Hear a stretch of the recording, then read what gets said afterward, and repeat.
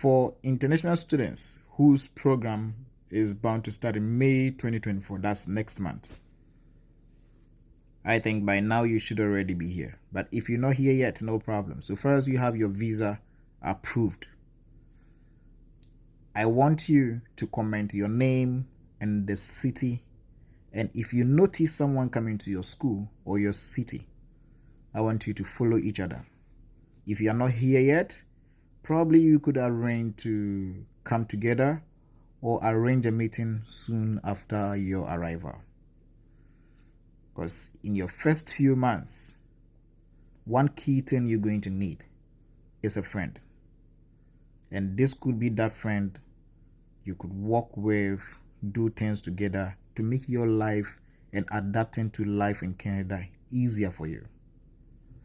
One thing I will also suggest is, if you find a place that you can share, do it.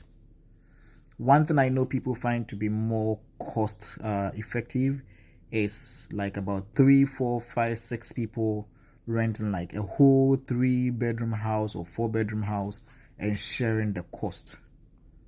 That is more cost effective than each person renting a place individually. So one thing in Canada is, especially for people who are coming from Africa, some parts of Asia, Caribbeans, and even some parts of Europe, who are more about communal living, having people all around you almost all the time and all that. When you get to Canada, life is completely different.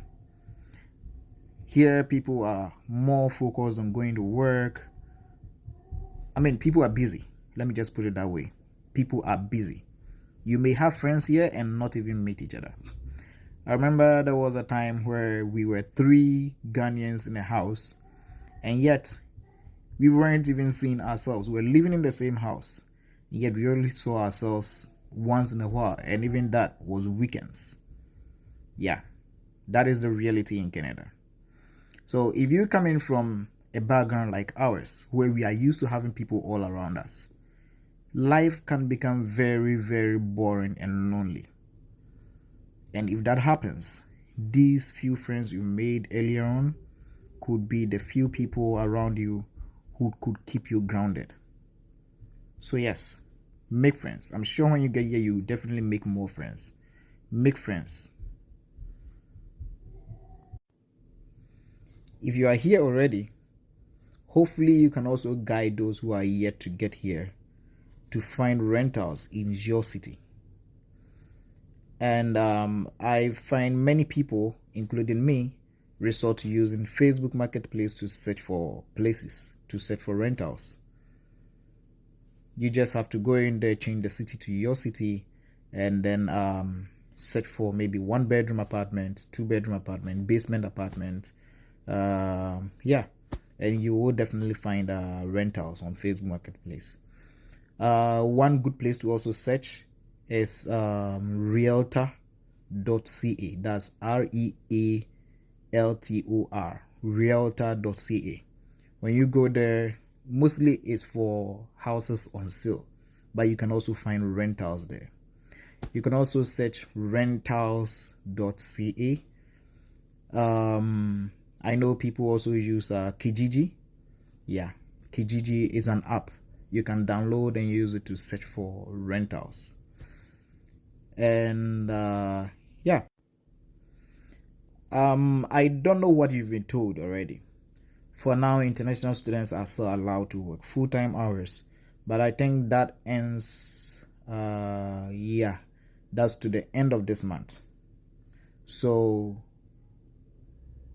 if they do extend it, then you may be able to continue working full-time from May onwards. But if they don't, it means from May onwards, you will only be able to work 20 hours a week. That has always been the norm. It's not a new thing. The full-time extension was rather a special policy they brought to curb some situations we had here. So put in your mind, the 20 hours is the norm. And if you are lucky, they may extend the full-time hours. If not, you go back to the norm. That is 20 hours per week. And it will be better you go to your school. From what I know, almost all schools have a place where you can go, or people you can go and see, and they will help you make your CV, your resume into Canadian standard.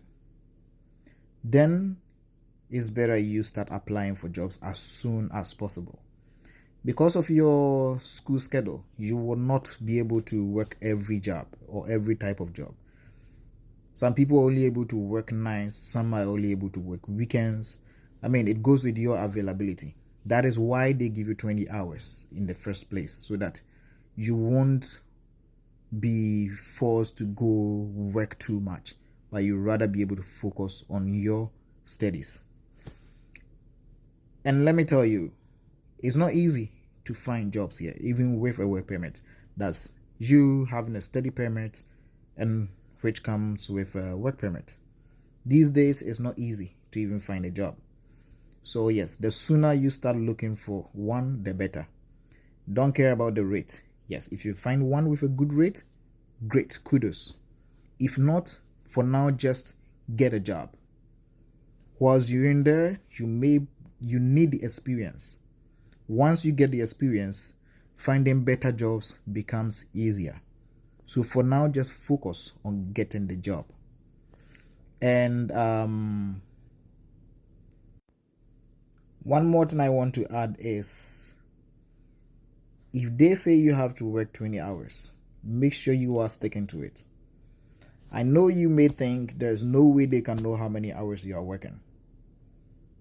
You know what the SIN is? The social insurance number that you are given.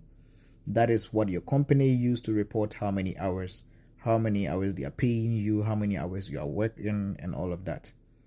So yes, for now you may think it's harmless to work more, but stick to the 20 hours, especially if you want to stay here, graduate, get your postgraduate work permit, and hopefully apply for your PR. You don't want to do anything that will put you in trouble. You don't want to do anything that you are not allowed to do.